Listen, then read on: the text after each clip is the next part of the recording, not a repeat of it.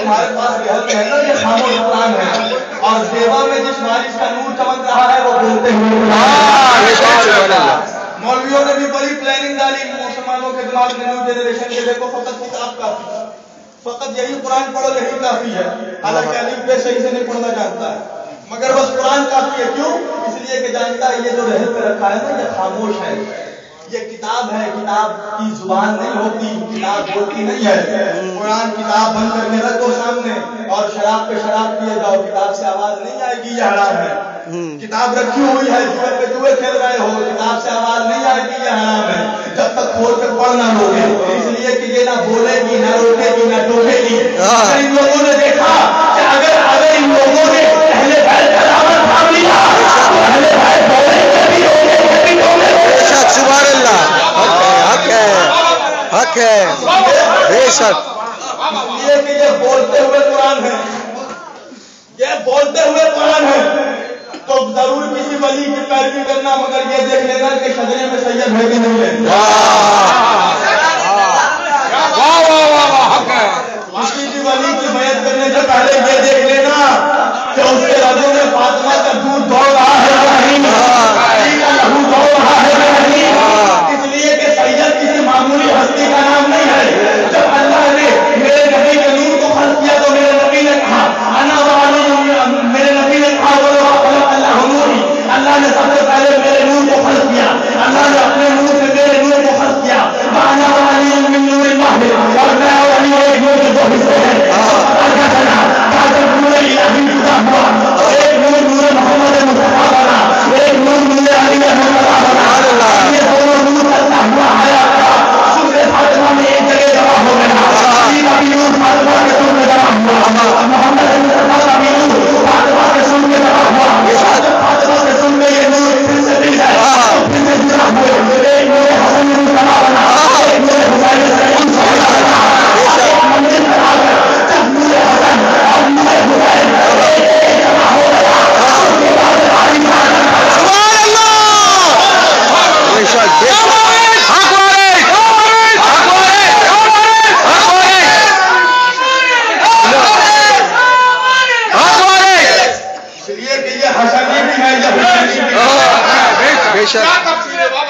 کیا بات ہے، کیا بات ہے. جب داڑھی اور ان کا پیجامہ رکھتے ہیں اور غیر سید کی بیعت کرتے ہیں. پٹھانوں کی بیعت ہو، پٹھان سالوں کی بیعت ہو، نبی سالوں کی بیعت ہو، بے شک. علی سالوں کی بیعت کرو، فاطمہ سالوں کی بیعت کرو. اس لیے کہ میرے باپ کے بارے میں بتاؤں گا، میرے گھر کا نوکر نہیں بتائے گا. اسی طرح محمد کے بارے میں حسین بتائیں گے، علی بتائیں گے، بتائیں گے، آلے رسول بتائے گا. آلے رسول نہیں بتائے گا.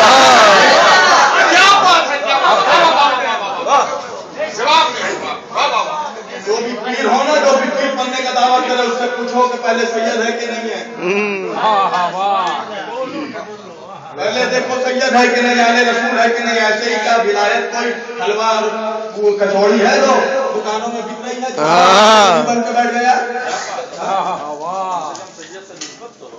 واہ سبحان اللہ. شجرا ہونا چاہیے، نسبت ہونی چاہیے. دیکھو کہاں سے خون کہاں سے آ رہا ہے. جب دونوں حسن اور حسین کا نور ایک مقام پہ جمع ہوا تو میرے والد عالم خدا کا نام چمکا. بے شک. میں نے ایک مرتبہ کہا تھا نا کہ میرے بھائی بتا رہے تھے، میں نے 786 پہ تقریر کی. اس لیے کہ علم العادات جو ہے نا، یہ علم العادات یہ بہت بڑا علم ہے. جب کسی چیز کے کسی لفظ کے معنی نہیں سمجھ میں آتے تو علم العادات کے ذریعے اسے طے کیا جاتا ہے. یعنی جو بھی ٹوٹل نمبر ہوتا ہے اس کو ایڈ کر کے جو عدد نکلتا ہے اسی سے مطالب نکالے جاتے ہیں، معنی نکالے جاتے ہیں. اب چلو وارث کے عدد نکالو تو وارث کا عدد ہے 707. کتنے عدد ہے؟ 707. 7 اور 0 کو ایڈ کیا ہے. 7 اور 7 کیسے 707 کیسے لکھو گے؟ 707 707. 7 کو 0 سے ایڈ کیا 7 نکلا، پھر 7 کو 7 سے ایڈ کیا کتنا نکلا؟ 14. 14 کیسے لکھتے ہو؟ 1 اور 4 14. ارے 1 اور 4 کو 5 ہوگا.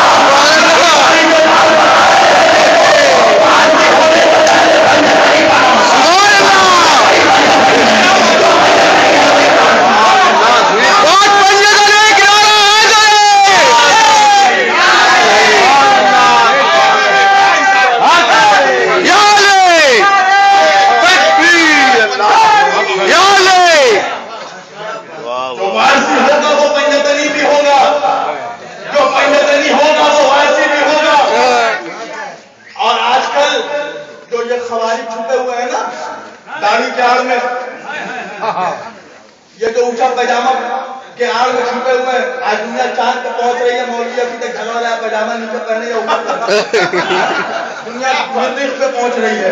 हम अभी तक डिसाइड नहीं कर पाए कि एक मुठ दाढ़ी रखे या बस दाढ़ी रख ले। अभी तक डिसाइड नहीं कर पाए, दुनिया तरक्की पे तरक्की की जा रही है, हम अभी तक दाढ़ी और पैजामे में एकदम समझो क्या मजे बारिश का है। कसम खुदा की जो देगा पहुंच गया, अगर उसके नसीब में हमारे पास होगी तो वो मदद जरूर पहुंचेगा। हक है अशरफ जरूर पहुंचेगा। इसलिए कि जब मैं पहली मरतबा सरकार के आस्थाने पे गया तो सबसे ऊपर मुझे लिखा मेरा आस्थाना है अशरफुल आलमीन। अशरफुल आलमीन। मौलवी को एतराज हो गए, भाई ये अशरफुल आलमीन कैसे हो गए, ये अशरफुल आलमीन कैसे हुए। मैंने कहा ये भी तो देखो कि इनके बाबा कौन थे, ये भी तो देखो इनके नाना कौन थे, ये भी तो देखो इनकी दादी कौन थी, ये भी तो देखो इनके घर कौन थे। अरे भाई सरकार कौन का जिनके नाना भाई वाली से बात के नाना कौन का रहमतुल्लिल आलमीन। अच्छा इनके दादा मौला अली कौन, मौला अली कौन का वसी रसूल रब्बिल आलमीन मौला नाना रहमतुल्लिल आलमीन, दादा मौला आलमीन। अच्छा इनकी दादी कौन का सैयदा फातिमा ज़हरा सैयदतुन निसाइल आलमीन, सैयदतुन निसाइल आलमीन। इनके घर कौन का इमाम हसन मुस्तफा कौन का सिद्दीक़ रसूल रब्बिल आलमीन। इनके बाबा कौन का हुसैन आज़म कौन सैयदुल शुहदाए आलमीन। मैंने कहा सुभान अल्लाह मौलवी, अरे जिसका नाना रहमतुल्लिल आलमीन हो, जिसका नाना मौला आलमीन हो, जिसकी दादी सैयदतुन निसाइल आलमीन हो, जिसके घर सिद्दीक़ रसूल रब्बिल आलमीन हो, अरे जिसके बाबा सरदारुल शुहदाए आलमीन हो, बेशक सुभान अल्लाह।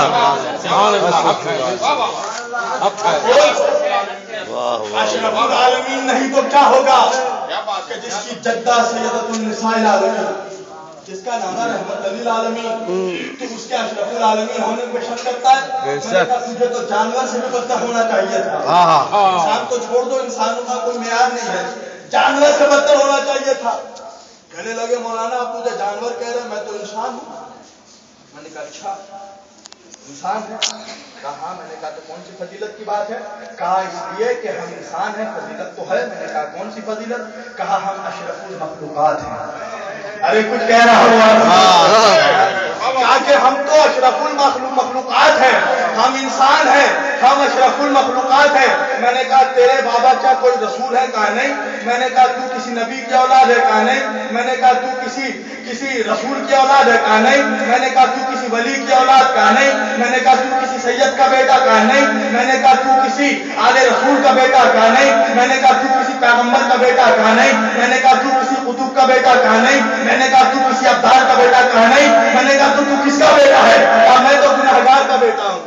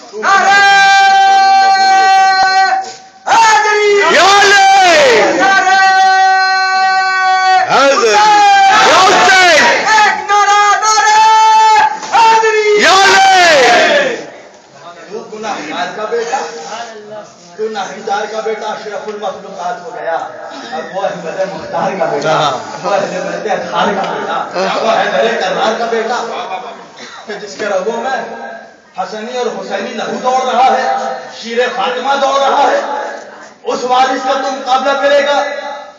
سنیے عزیزان گرامی، میں نے مشکات حقانیہ میں قریب و غریب واقعہ پڑھا، قسم خدا کی بڑا عجیب و غریب واقعہ پڑھا، اور وہ واقعہ بالکل ایک دم پن ڈراپ سائلنس ہو کے آپ سنا انشاءاللہ، اس کے بعد جو نتیجہ نکلے گا تو یہ مجمع یا وارث کی صداؤں سے گونج اٹھے گا۔ بے شک سبحان اللہ۔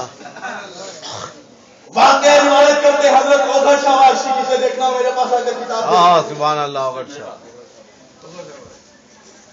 اوغر شاہ وارثی کہتے ہیں کہ ہم لوگ سرکار کے آستانہ مبارک پہ بیٹھے تھے، سرکار کے رخ پر نور کو دیکھ رہے تھے، ان کے دیدار سے مشرف ہو رہے تھے کہ اتنے میں ایک شخص آیا اور بڑے بے تکلفانہ انداز میں، بڑے بے تکلفی سے آ کر وارث پاک سے نپٹ گیا، جیسے کہ کئی برسوں کا بچھڑا ہوا تھا، آ کے سرکار سے نپٹ گیا۔ بھائی ایسا ہی ہوتا ہے، جب انسان غم میں ڈوب جاتا ہے نا اور اسے خوشی کی کوئی کرن نظر آتی ہے تو وہ مچل جاتا ہے۔ بے شک بے شک، یہ انسانی فطرت ہے۔ تو یعنی اس کا نپٹنا بتا رہا تھا کہ اندھیرے سے نکل کے نور کی طرف آ رہا تھا، لپٹ گیا وارث پاک کو۔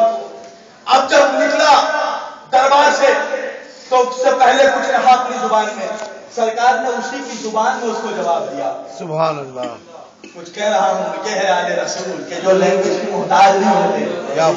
ارے پیر تو تب سمجھ میں آئے نا جو ہر زبان میں جواب دے کر دیکھا ہے۔ بے شک، یہ تو چیز صرف اہل بیت کے گھرانے میں ملتا ہے، یہ تو صرف بنی ہاشم کے گھرانے میں ملتا ہے، اس لیے کہ وہ ان کے بابا مدینۃ العلم تھے، ان کے بابا علم کے شہر کے دروازے تھے۔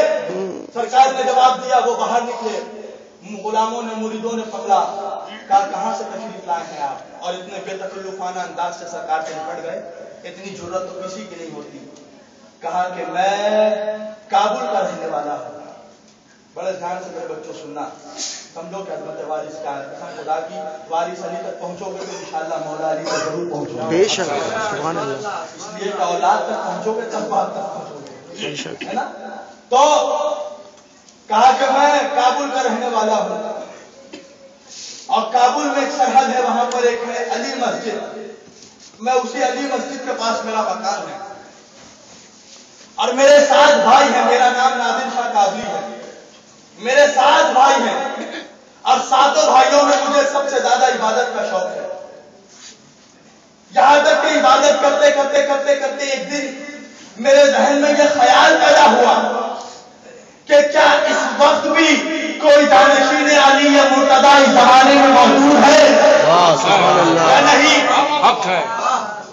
اور یہ کہنے کے بعد میں عبادت میں مشغول ہو گیا، مگر میرا ذہن اور میرا دل بس اسی جستجو میں تھا کہ کون ہے اس زمانے میں علی کا جانشین علی یا مرتضیٰ، اور وہ کہنے لگا عبادت کرتے کرتے پھر میرا وظیفہ یا علی ہو گیا۔ سبحان اللہ۔ یا علی کہتا تھا، بیٹھتا تھا یا علی کہتا تھا، سوتا تھا یا علی کہتا تھا، جاگتا تھا یا علی کہتا تھا، کسی سے کلام کرتا تھا یا علی کہتا تھا، کسی سے سلام کرتا تھا یا علی کہتا تھا۔